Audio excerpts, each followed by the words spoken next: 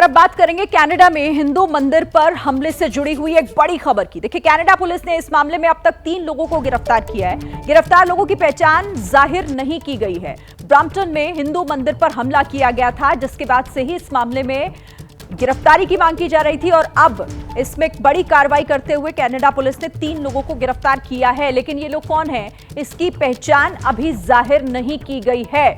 तो ब्रैम्पटन में हिंदू मंदिर पर हुए हमले से इस वक्त का ये बड़ा अपडेट। ब्रैम्पटन में जिस तरह से हिंदू मंदिर पर हमला किया गया, उसके बाद किस तरीके का बवाल हुआ, तस्वीरें भी आपके सामने हैं। और देखिए, इसी बीच कनाडा में हिंदुओं के साथ बर्बरता का एक और वीडियो सामने आया है। इस वीडियो में कनाडा की पुलिस ने एक बच्चे के साथ बर्बरता की है। एक बच्चा है छोटा, और कनाडा पुलिस कैसे 3-4 की संख्या में जो ये पुलिस के अधिकारी हैं, वो कैसे उस पर काबू पाने की कोशिश कर रहे हैं, जिसके बाद कनाडा पुलिस पर हमले के चश्मदीदों ने बर्बरता का आरोप भी लगाया है।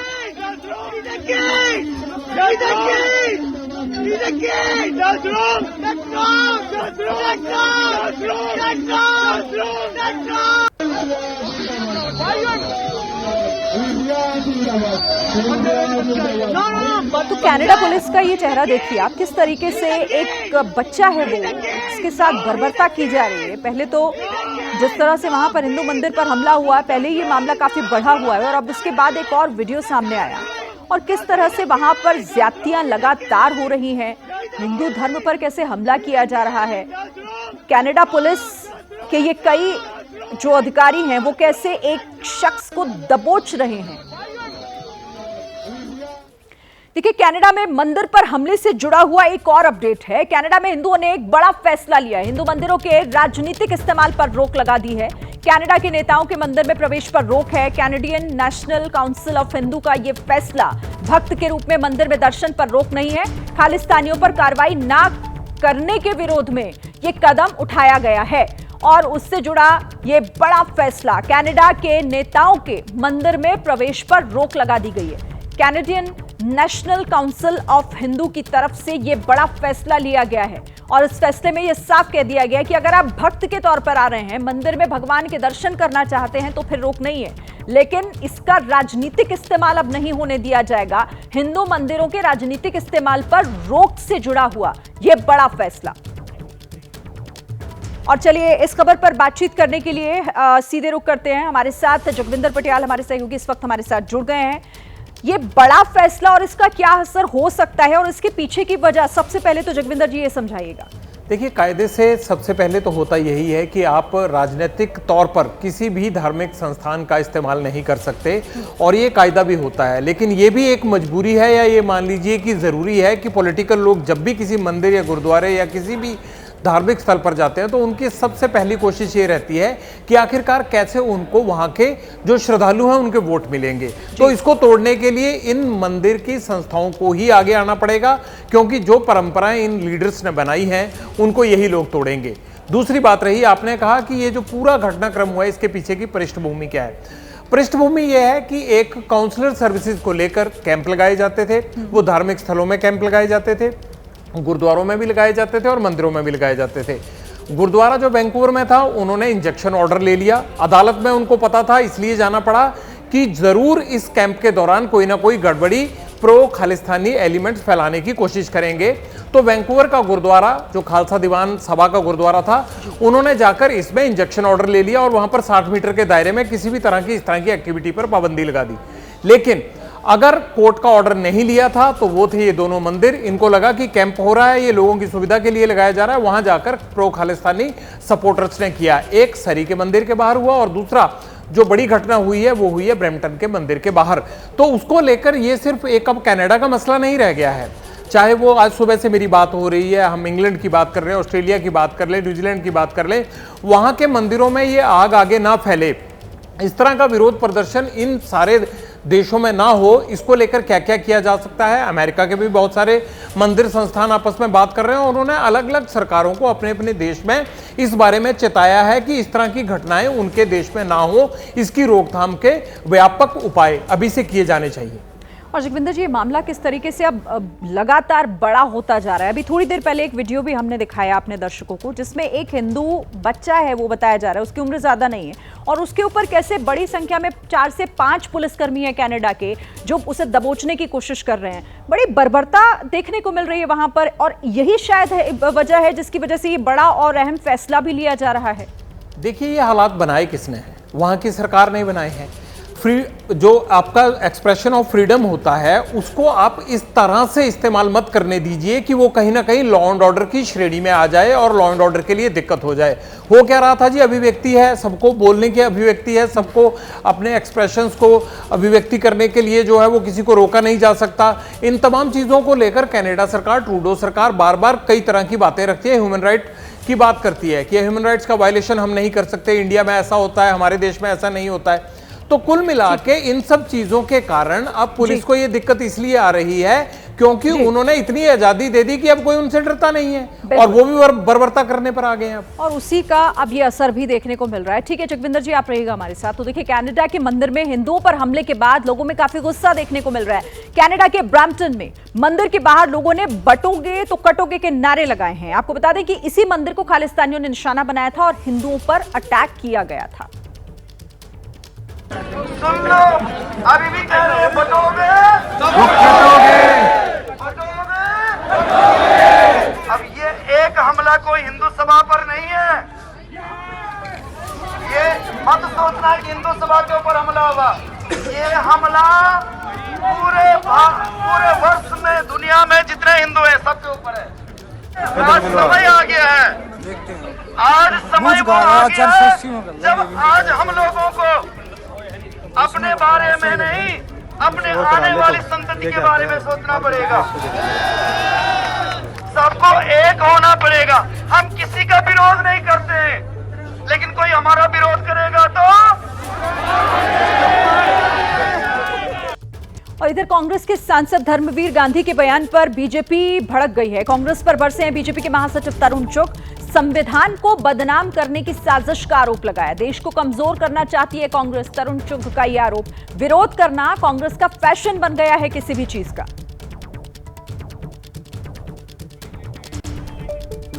हमारे साथ बात करनी है भारतीय जनता पार्टी के राष्ट्रीय महासचिव तरुण चुग जी। तरुण साहब, धर्मवीर गांधी है पटियाला के सांसद, उन्होंने कहा है कनाडा में जो कुछ हो रहा है उसके लिए सीधे तौर पर भारत सरकार और भारत की एजेंसियां जिम्मेदार हैं। राहुल गांधी व कांग्रेस के नेताओं द्वारा लगातार देश के इंस्टीट्यूशंस को बदनाम करने के एक विदेशी टूल किट का हिस्सा बनकर वो काम कर रहे हैं। जॉर्ज सोरेस की सोच को आगे बढ़ाने का काम कर रहे हैं, और लगातार कांग्रेस सहित विपक्ष के नेता विरोध की राजनीति में इतने मगन हैं, इतने व्यस्त हैं कि वो पॉलिटिकल विरोध करते करते भारत का विरोध, भारत की प्रभुसत्ता का विरोध, भारत की नीतियों का विरोध, भारत की एकता अखंडता के खिलाफ ही बयानबाजी कर रहे हैं। पता नहीं कि इस पर कांग्रेस के सीनियर लीडर्स को जवाब देना चाहिए। कांग्रेस पार्टी पूरी तरह महापरिक्रमावादियों के चुंगल में फंस चुकी है। अंधेर नगरी चौपट राजा, ऐसी स्थिति कांग्रेस में बनी है। तो जब कनाडा में हिंदू टेम्पल्स पे हमले हो रहे हैं, वहाँ पर हिंदुओं को दौड़ा दौड़ा के मारा जा रहा है, ऐसे में जब भारत सरकार, भारत के एक एक नागरिक को उनके साथ खड़े होना चाहिए, कनाडा में जो कुछ हो रहा है इसकी निंदा करनी चाहिए, वहाँ पर कांग्रेस के एक सांसद का इस तरह का बयान, आपको लगता नहीं कि भारत की डिप्लोमेसी को कमजोर करने की साजिश है? लगातार कांग्रेस नेतृत्व राहुल गांधी सहित लगातार भारत के इंस्टीट्यूशंस, भारत की एकता अखंडता पर चोट करते आ रहे हैं। तरुण चुग साहब थे जो साफ तौर पे कह रहे हैं कि लगातार देश के इंस्टीट्यूशंस को बदनाम करने की कांग्रेस की साजिश लंबे समय से चल रही है। कैमरामैन राजेंद्र सिंह के साथ नीरज पांडे, एबीपी न्यूज, दिल्ली। और अब आपको वो बयान भी सुनवाते हैं जिसमें कनाडा में हिंदुओं पर हमले को लेकर पटियाला से कांग्रेस के सांसद धर्मवीर गांधी ने बड़ा आरोप लगाया। उन्होंने हिंदुओं पर हमले के पीछे एजेंसीज का हाथ होने का आरोप लगाते हुए कहा कि भारतीय एजेंसीज भारत को हिंदू राष्ट्र बनाना चाहती हैं। ਬਾਹਰਲੇ ਮੁਲਕਾਂ 'ਚ ਵੀ ਰੌਲਾ ਪੈ ਰਿਹਾ ਹੈਗਾ। ਇਸ ਗੱਲ ਦੇ ਕਾਫੀ ਸੰਭਾਵਨਾਵਾਂ ਨੇ ਔਰ ਕਾਫੀ ਕੁਝ ਥੋੜੇ ਸਬੂਤ ਵੀ ਨੇ ਕਿ ਕਿਵੇਂ ਇੰਡੀਅਨ ਏਜੰਸੀਆਂ ਇਹ ਹਊਆ ਖੜਾ ਕਰਕੇ ਰੱਖਦੀਆਂ ਬਾਹਰ ਤਾਂ ਕਿ ਭਾਰਤ ਅੰਦਰ ਜਿਹੜਾ ਸਮਾਜ ਆ ਵੰਡਿਆ ਰਹੇ। ਬਾਹਰਲੇ ਮੁਲਕਾਂ 'ਚ ਜਾ ਕੇ ਇਸ ਤਰ੍ਹਾਂ ਜਿਸ ਤਰ੍ਹਾਂ ਦੇ ਇਲਜ਼ਾਮ ਲੱਗ ਰਹੇ ਨੇ ਭਾਰਤ ਸਰਕਾਰ ਤੇ ਕਿ ਆਪਣੀਆਂ ਏਜੰਸੀਆਂ ਦੁਆਰਾ ਬੰਦੇ ਹਾਇਰ ਕਰਕੇ ਉਹਨਾਂ ਨੇ ਮਤਲਬ ਅਮਰੀਕਾ 'ਚ ਵੀ ਇੱਕ ਸਾਜ਼ਿਸ਼ ਰਚੀ ਹੈਗੀ ਹੈ ਜਿਸ 'ਚ ਅਮਰੀਕਨ ਜਿਹੜੀ ਏਜੰਸੀ ਹੈਗੀ ਹੈ ਉਹਦੇ ਬੰਦੇ ਭਾਰਤ ਸਰਕਾਰ ਨੇ ਗ੍ਰਿਫਤਾਰ ਵੀ ਕੀਤਾ ਇੱਕ ਬੰਦੇ ਨੂੰ ਔਰ ਇਵੇਂ ਕੈਨੇਡਾ ਸਰਕਾਰ ਨੇ ਸਿੱਧਾ ਕਿਹਾ ਕਿ ਸਾਡੇ ਕੋਲ ਪੁਖਤਾ ਸਬੂਤ ਹੈਗੇ ਆ ਕਿ ਭਾਰਤੀ ਏਜੰਸੀਆਂ ਨੇ ਐਕਟਿਵ ਇਨਵੋਲਵਮੈਂਟ ਨਾਲ ਉੱਥੇ ਇੱਕ ਨਿੱਜਰ ਨਾਂ ਦੇ ਵਿਅਕਤੀ ਨੂੰ ਜਿਹੜਾ ਖਾਲਸਾ ਦਾ ਸਮਰਥਕ ਦੱਸਿਆ ਜਾਂਦਾ ਹੈਗਾ ਉਹਨੂੰ ਮਤਲਬ ਉਹਨਾਂ ਨੇ ਕਤਲ ਕਰਵਾਇਆ ਗੁਰਦੁਆਰੇ ਦੀ ਜਿਹੜੀ ਪਾਰਕਿੰਗ ਲੋਟ ਵਿੱਚ। ਸੋ ਇਹ ਜਿਹੜੇ ਗੰਭੀਰ इल्ज़ाम ने। तो सुना आपने धर्मवीर गांधी को और जिसके लिए वो सरकार पर निशाना साध रहे हैं। हालांकि बीजेपी कह रही है कि कांग्रेस की आदत हो गई है हर चीज में सरकार को घसीटना। चलिए एक बार फिर से जगविंदर पटियाल जी का हम रुख करते हैं। जगविंदर जी, आप देखिए ये ट्रूडो की नीतियां जिसकी वजह से कनाडा में इस वक्त तनाव, लेकिन असर अब भारत में भी हो रहा है, उसे लेकर राजनीति यहां भी हो रही। देखिए राजनीति में मुझे ये लग रहा है कि धर्मवीर गांधी दो जो घटनाक्रम थे उनको जोड़ते जोड़ते वो ये भूल गए कि वो किस परिप्रेक्ष्य में बोल रहे हैं। उन्होंने पिछली घटनाएं तो ठीक से बोल दी, लेकिन अगर उनकी इस बात को मान लिया जाए कि वाकई भारतीय एजेंसियां या भारत सरकार कोई ऐसा रोल अदा कर रही है तो एक सवाल सीधा उनसे ये बनता है कि आखिरकार प्रो खालिस्तानी एलिमेंट्स ने भारत की एजेंसियों की बात माननी कब शुरू कर दी? यानी क्या वो भारत की एजेंसियों की बात मानकर अटैक करने के लिए गए थे? तो वो तो भारत की एजेंसियों के और भारत सरकार के खिलाफ है। सवाल ये है कि कौन किसके खिलाफ है या कौन किसको किस तरह इस्तेमाल कर रहा है, ये बात नहीं है। इस राजनीतिकरण से बचना होगा। और दूसरी महत्वपूर्ण बात क्या है कि वहां भारतीय समुदाय दो हिस्सों में बंट रहा है, आपस में झगड़ा कर रहा है। बेशक कनाडा को आज ये लग रहा हो कि भारतीय आपस में लड़ रहे हैं, लेकिन ये उनका आने वाले कल का संकट है जो अभी ट्रूडो को तो समझ नहीं आ रहा है। एक साल बाद तो उनकी जो हालत अभी दिख रही है, अभी जितने भी पोल्स आ रहे हैं उनमें ट्रूडो की हालत अच्छी नहीं है। लेकिन जगमीत जिस तरह से इस एजेंडे को वहां इंप्लीमेंट करवा रहे हैं उससे भारतीय समुदाय को इसका खामियाजा भुगतना पड़ेगा आगे। बिल्कुल ठीक है, बहुत शुक्रिया आपका जगविंदर जी इस तमाम जानकारी के लिए। आगे बढ़ते हुए महाराष्ट्र की बात कर लेते हैं। देखिए महाविकास अघाड़ी में बागियों पर कार्रवाई होगी। बड़ी खबर इस वक्त की, उद्धव ठाकरे ने नाम वापस लेने का अल्टीमेटम दिया था। 3 बजे तक का समय बागियों से नाम बदलने के लिए कहा गया था, नाम वापस लेने के लिए। नाम वापस नहीं लेने वालों पर अब कार्रवाई होगी। उद्धव गुट की तरफ से यह कहा गया है एमवीए में हमें एक साथ मिलकर लड़ना है, यह शरद पवार का बयान। तो जिन नेताओं ने बागी तेवर दिखाए और अपना नॉमिनेशन फाइल कर दिया था, उन्हें अल्टीमेटम दिया गया था उद्धव ठाकरे की तरफ से और कहा गया था कि 3 बजे तक नाम वापस ले ले बागी, नहीं तो उन पर कार्रवाई होगी। और अब वो क्योंकि अल्टीमेटम पूरा हो चुका है, डेडलाइन निकल चुकी है, तो अब उनकी तरफ से कहा गया है कि कार्रवाई होगी। शाम तक पूरा पिक्चर क्लियर हो जाएगा और ज़्यादा से ज़्यादा जो लोग उम्मीदवारी अर्ज नॉमिनेशन फाइल किए हैं वो पीछे लेंगे। और इस खबर पर बात करने के लिए हमारे संवाददाता गणेश ठाकुर हमारे साथ हैं। गणेश का रुख करते हैं। गणेश, वो जो बागियों को एक तरीके से ये कहा गया था, चेतावनी दी गई थी, वो टाइम निकल गया, पर अब किस तरह की कार्रवाई का मन बना रहा है उद्धव गुट? जी देखिए, उद्धव गुट नहीं तो महाविकास आघाड़ी की हम बात करेंगे, क्योंकि महाविकास आघाड़ी के लिए आज सबसे बड़ा झटका लगा था कोल्हापुर नॉर्थ। यानी कोल्हापुर नॉर्थ से जो रॉयल फैमिली आती है, छत्रपति साहू महाराज जो वहाँ से सांसद हैं, उनकी बहू मधुरिमा को कांग्रेस ने टिकट दिया था। बहुत झगड़ा हुआ था और 3 बजे से पहले आकर उन्होंने अपना नामांकन वापस ले लिया। कांग्रेस का अब वहाँ से उम्मीदवार कोई नहीं है, तो सबसे बड़ा झटका कांग्रेस को या महाविकास आघाड़ी को कोल्हापुर से लगा। उसके बाद अगर महायुति में बात करें तो सबसे बड़ा आज चर्चित विषय रहा वो अमित ठाकरे, राज ठाकरे के बेटे, उनके खिलाफ सदा सरवणकर जो शिवसेना शिंदे गुट के मौजूदा विधायक भी हैं और जिन्होंने नामांकन भरा था। एक प्रेशर था कि उन्होंने नामांकन वापस लेना चाहिए, क्योंकि राज ठाकरे ने लोकसभा में महायुति को मदद की थी, लेकिन वो हुआ नहीं। उन्होंने भी अपना नामांकन जारी रखा है।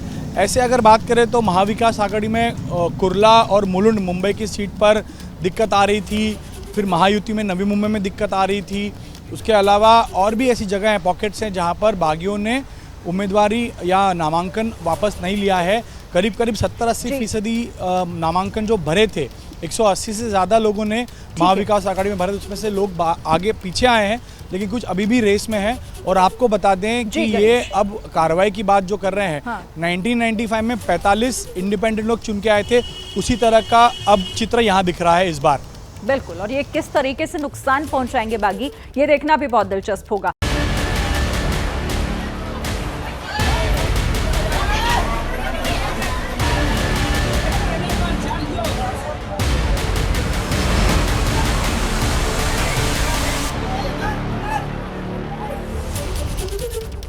लोक आस्था का महापर्व छठ की शुरुआत होने वाली है। ऐसे में छठ के पर्व को मनाने के लिए दिल्ली समेत देश के अलग अलग राज्यों में रह रहे लोग अपने घर जाना चाहते हैं।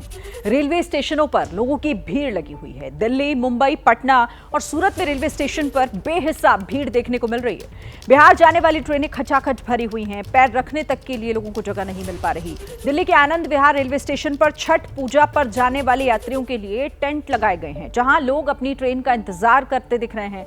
वहीं मुंबई में भी रेलवे स्टेशनों पर लोगों की भारी भीड़ देखने को मिल रही है। एलटीटी स्टेशन पर लोग ट्रेन के गेट पर लटके हुए दिखाई दिए, तो वहीं पटना में ट्रेनों का देरी से चलना लोगों की परेशानी की वजह है। रेलवे स्टेशन पर यात्री परेशान हैं। गुजरात के सूरत में भी उधना रेलवे स्टेशन का हाल देखिए। छठ पर घर जाने वाले लोगों की बहुत भारी भीड़ साफ तौर पर नजर आ रही है। और अभी ताजा हालात क्या हैं, किस तरह के इंतजाम और किस तरह की परेशानियां लोगों को हो रही है, आनंद विहार रेलवे स्टेशन से हमारे सहयोगी बलराम पांडे इस वक्त हमारे साथ जुड़ गए। बलराम, जरा दिखाइए किस तरह की प्रशासन की तैयारियां हैं और लोगों की मुसीबत कैसे हैं वहां। बिल्कुल, देखिए जिस तरीके से छठ पर्व है उसको लेकर के जो लोग हैं वो भारी संख्या में रेलवे स्टेशन पहुंच रहे हैं, क्योंकि हर कोई छठ पर्व को मनाने के लिए अपने घर जाना चाहता है। यही वजह है कि रेलवे स्टेशनों पर भारी संख्या में जो यात्रियों की भीड़ है वो नज़र आ रही है। आप तस्वीरों के माध्यम से देख सकते हैं कि किस तरीके से जो लोगों की भीड़ है वो रेलवे स्टेशन के बाहर आपको नज़र आ रही होगी। जो ट्रेनें लेट हैं उन यात्रियों के लिए यहाँ पर टेंट लगाया गया है ताकि वो यहाँ पर बैठकर अपनी ट्रेन का इंतज़ार कर सकें। साथ ही एलईडी स्क्रीन लगाई गई है ताकि वो अपनी ट्रेन के बारे में जानकारी प्राप्त कर सके कि कितने बजे उनकी ट्रेन आएगी, किस प्लेटफॉर्म पर लगेगी, ये सारी जानकारी यहाँ पर दी जा रही है। और साथ ही आप देख सकते हैं कि भारी संख्या में जो लोग हैं वो रेलवे प्लेटफॉर्म के बाहर आपको नजर आएंगे। रेलवे स्टेशन के बाहर भारी भीड़ लगी हुई है और लगातार इस भीड़ को व्यवस्थित करने के लिए जो आरपीएफ के जवान हैं वो यहाँ पर मुस्तैद हैं। और आप देखिए किस तरीके से वो लोगों को निर्देशित कर रहे हैं कि वो किस तरीके से प्लेटफॉर्म पर जाएं, उनकी ट्रेन कितने बजे आएगी, उसकी जो समय सारणी है वो भी सामने जो एलईडी स्क्रीन है उस पर दिखाई दे रही है। और इसी को देख करके लोग प्लेटफॉर्म के अंदर जा रहे हैं ताकि लोग सही समय पर अपनी ट्रेन पकड़ सके, क्योंकि अक्सर ये भी देखा गया है कि इस भीड़ की वजह से कई लोगों की जो ट्रेन है वो छूट जाती है। तो इसको लेकर के जो रेलवे प्रशासन है वो भी पूरी तरह से अलर्ट है और उसकी कोशिश है कि जो पैसेंजर यहाँ पर पहुँच रहे हैं उन्हें उनकी ट्रेन मिले। लेकिन भारी संख्या में लोगों के पहुँचने की वजह से जो व्यवस्था है वो भी चरमराती हुई नजर आ रही है। लेकिन प्रशासन लगातार कोशिश कर रहा है कि व्यवस्था सुनिश्चित की जाए और लोगों को दिक्कत ना हो, इसका पूरा ख्याल रखा जाए। और बिल्कुल, लेकिन भीड़ इतनी ज्यादा होती है कि प्रशासन के वो इंतजाम नाकाफी साबित होते हैं। अभी पटना में क्या कुछ हालात हैं वो समझने के लिए शशांक का रुख करते हैं। और शशांक, आपसे जानते हैं कि रेलवे स्टेशन पर किस तरह की स्थिति और प्रशासन की तरफ से क्या तैयारियां इस खास महापर्व को लेकर की गई हैं। देखिए, सुबह तक स्थिति ऐसी थी कि प्लेटफॉर्म पे पांव रखने की जगह नहीं थी। जो ट्रेनें आ रही थी उससे उतरने और उसमें चढ़ने के लिए लोगों को जद्दोजहद करनी पड़ रही थी। लेकिन अब कल से छठ पूजा की शुरुआत हो रही है, अभी शाम हो चुकी है। जिन लोगों को दूसरे राज्यों से बिहार पहुंचना था उसमें से ज़्यादातर लोग बिहार आ चुके हैं, इसलिए अभी भीड़ नहीं है। लेकिन अभी भी कई लोग ऐसे हैं जो यहाँ पर प्लेटफॉर्म पर बैठे हुए हैं और अपनी ट्रेन का इंतज़ार कर रहे हैं। इसमें से कुछ ऐसे भी लोग हैं जो अलग अलग जिलों में जाएंगे, कुछ दूसरे राज्यों में जाएंगे। आप लोग यहाँ पे ट्रेन के इंतजार में हैं? मेरा ट्रेन निकल गया। ट्रेन छूट गई? हाँ, ट्रेन मेरा निकल। अगली ट्रेन कब है आपकी? वो 6 बजे है। टाइम पर है? हाँ, टाइम पर है। कहाँ जाना है आपको? हमको हैदराबाद जाना है। अच्छा, आपको कहाँ जाना है? बिहार जाना है। हाँ? बिहार। हाँ? बिहार। बिहार में कहाँ जाना है? पटना में तो आप हैं, बिहार नालंदा। नालंदा जाना है, तो क्या ट्रेन राइट टाइम है? जी 6 बजे है। 6 बजे। देखिए ट्रेन भी अब राइट टाइम चल रही है, पहले लेट लतीफी से लोग परेशान थे। आप लोग को कहाँ जाना है? हमको वही नालंदा जाना है। ट्रेन समय पे है? हाँ, कहाँ से आ रही है? यही पटना में ही रहती है। छठ पूजा में घर जा रही हैं। हाँ। नीतीश का गृह जिला है। देखिए कुछ युवा भी हमारे साथ हैं, ट्रेन के इंतजार में बैठे हुए हैं। सर जी, कहाँ जाना है? एग्जाम देने जा रहे हैं। परीक्षा देने जा रहे हैं? जी सर जी। कौन सी परीक्षा है? MTS का। अच्छा, कि कहाँ पे जाना है? बनारस। बनारस। तो कब से इंतजार कर रहे हैं ट्रेन? आधा घंटा हो रहा। कब आएगी? कुछ टाइम पता चला? हाँ 5:20 में। 5:20 में राइट टाइम है। तो देखिए अभी जो है ट्रेन राइट टाइम सारी चल रही है, पैसेंजर्स इंतजार में बैठे हुए हैं। भीड़ उतनी नहीं है जितना मैं आपको दिखा रहा हूँ, क्योंकि कल से छठ पूजा की शुरुआत है। ज़्यादातर लोग जो है वो बिहार पहुँच चुके हैं। लोगों को सुविधा हो, राहत मिले, इसलिए रेलवे की तरफ से कई स्पेशल ट्रेनें चलाई गई हैं, लेकिन ट्रेन में सफ़र करने वालों की भीड़ रेलवे के अनुमान से कहीं ज़्यादा है, इसलिए जो है कुछ दिनों से लगातार भीड़ देखने को मिल रही है। चलिए, कम से कम अभी स्टेशन पर उस तरह का हुजूम या वो भीड़ नहीं दिख रही है। लेकिन अभी रायपुर में क्या हालात हैं? जयप्रकाश हमारे सहयोगी वहां से हमारे साथ जुड़े हुए हैं। जयप्रकाश, जरा रायपुर की भी तस्वीर हमें दिखाइए।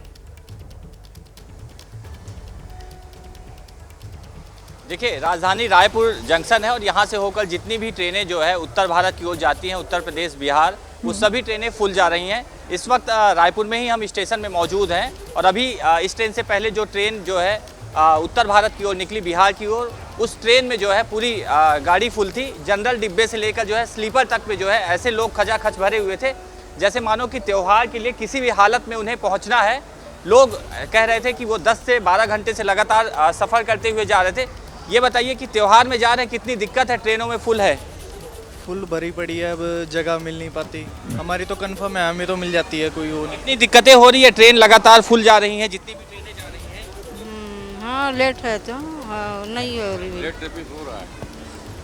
ट्रिप हो रहा है। ठीक है, स्पेशल ट्रेनें चलाई जा रही है, लेकिन कई ट्रेनें लगातार लेट हो रही है, उसके कारण भी दिक्कत हो रही है। हालांकि अगर राजधानी रायपुर स्टेशन की बात की जाए तो यहाँ पर जो है आरपीएफ और जीआरपी के जवान जो है तैनात किए गए हैं कि लगातार अचानक से जैसे स्टेशन में भीड़ बढ़ जाती है, उसे कंट्रोल करने के लिए जो बांद्रा में हादसा हो गया था, भगदड़ मच गई थी, उसके बाद से जो है रायपुर रेलवे स्टेशन पे जो है आरपीएफ के जो जवान हैं वो तैनात किए गए हैं हर एक प्लेटफॉर्म पे।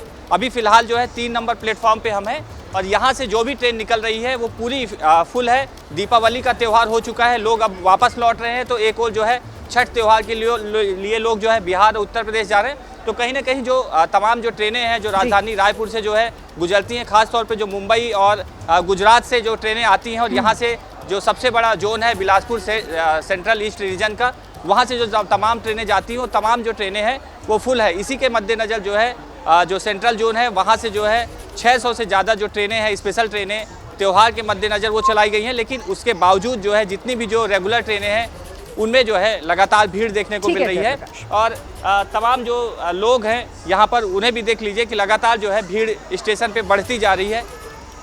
ठीक है, तो स्टेशन पर भीड़ बढ़ रही है क्योंकि छठ महापर्व है और हर कोई इस उत्साह के साथ घर से निकलता है कि वो अपने घर टाइम पर पहुंच जाए, लेकिन कई बार उन्हें निराशा भी हाथ लगती है। अब आपको जरा गुजरात की सूरत लेकर चलते हैं। यहाँ के उधना रेलवे स्टेशन पर भी छठ पूजा के लिए घर जाने वालों की भारी भीड़ देखी गई है।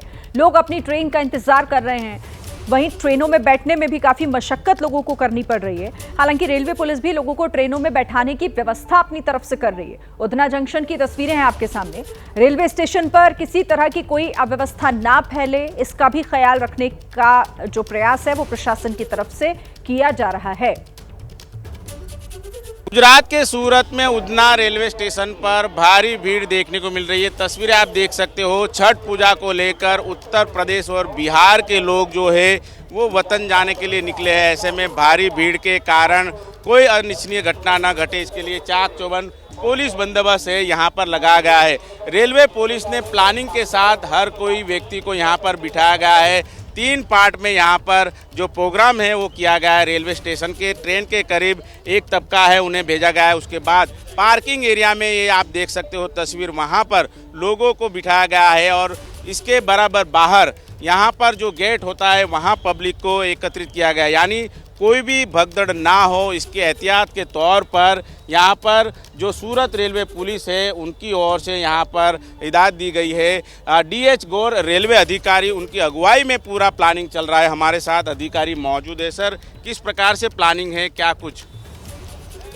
दिवाली और छठ पूजा के त्योहारों को ध्यान में लेके पहले से ही मीटिंग्स करके सभी आरपीएफ, जीआरपी, सिटी पुलिस और रेलवे तंत्र के अधिकारियों के साथ मीटिंग करके आयोजन किया गया था कि पैसेंजरों को किस तरह से लाया जाएगा, कहाँ कहाँ उनको रोका जाएगा और किस तरह से ट्रेन में बिठाया जाएगा।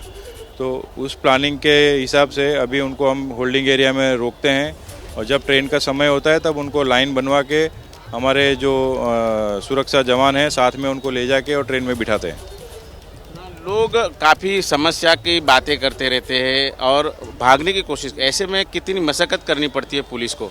उनको समझा के हमारे पास पब्लिक एड्रेस सिस्टम हमने रखे हैं, उसके द्वारा उनको सूचना दी जाती है, उनको रोक के रखते हैं, बिठाते हैं, समझाते हैं और पब्लिक वो सूचनाओं का पालन भी कर रही है।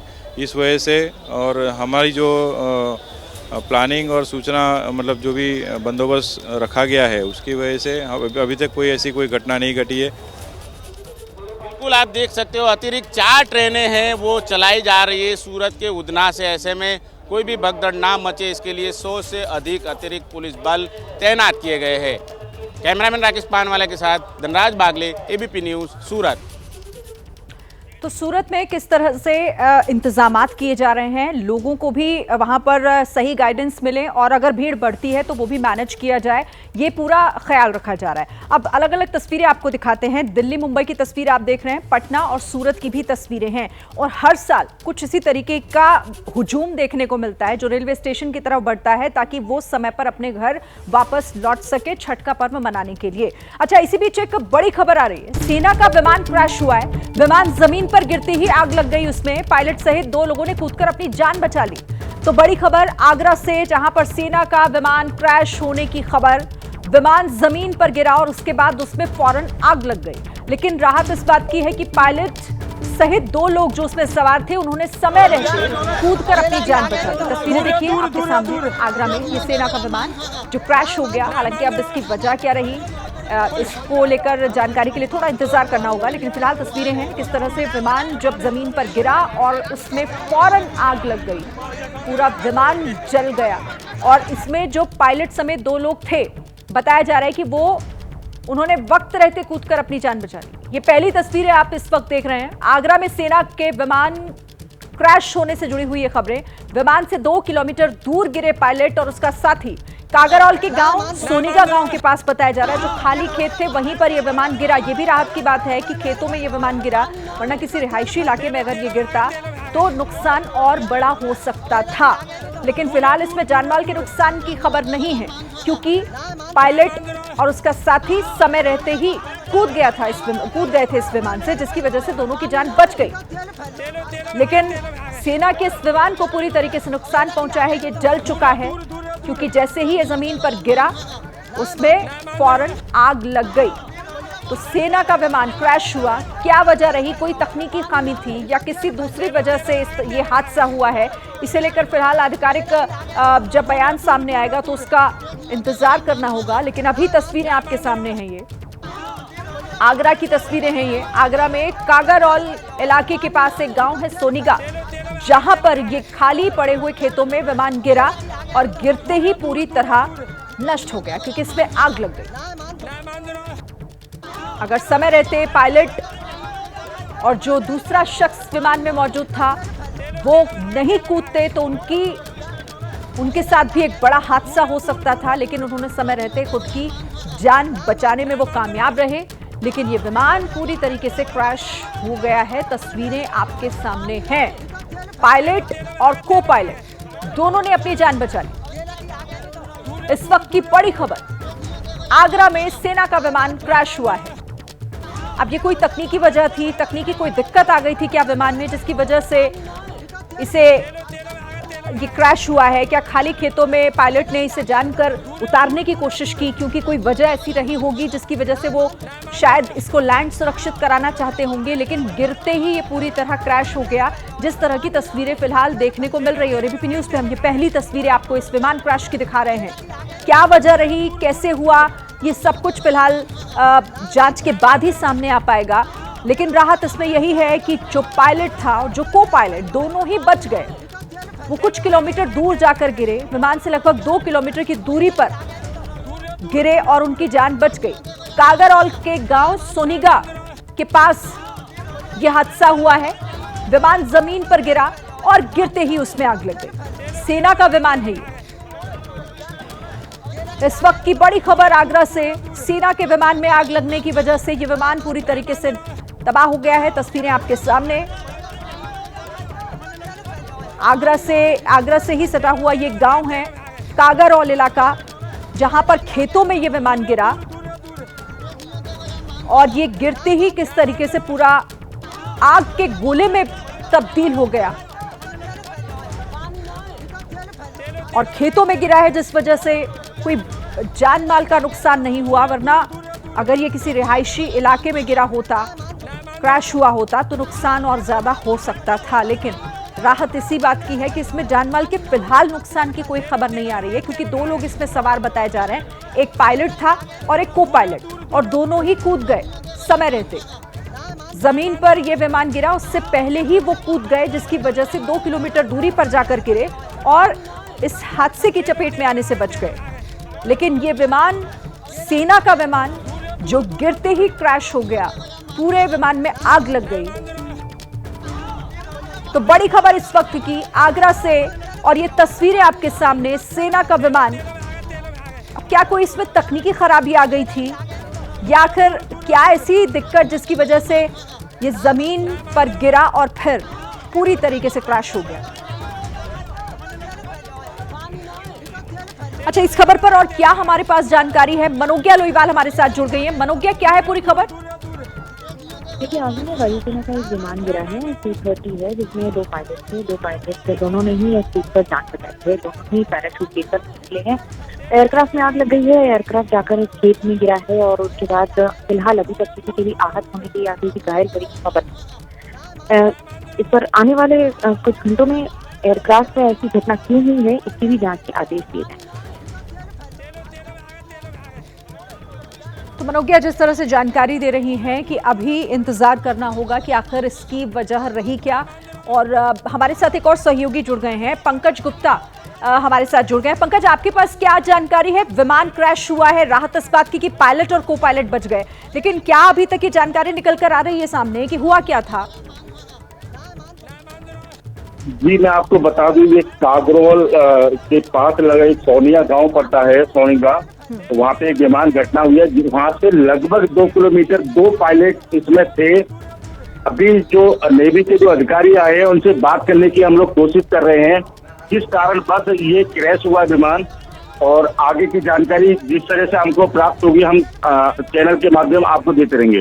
जी ठीक है, पंकज जानकारी दे रहे हैं कि अभी अधिकारी मौके पर हैं और वो अभी कुछ भी बताने से बच रहे हैं, लेकिन जैसे ही कोई जानकारी होगी हम अपने दर्शकों को सबसे पहले बताएंगे। लेकिन फिलहाल तस्वीरें एबीपी न्यूज पर आपको हम दिखा रहे हैं। आगरा में सेना का ये विमान क्रैश हुआ है।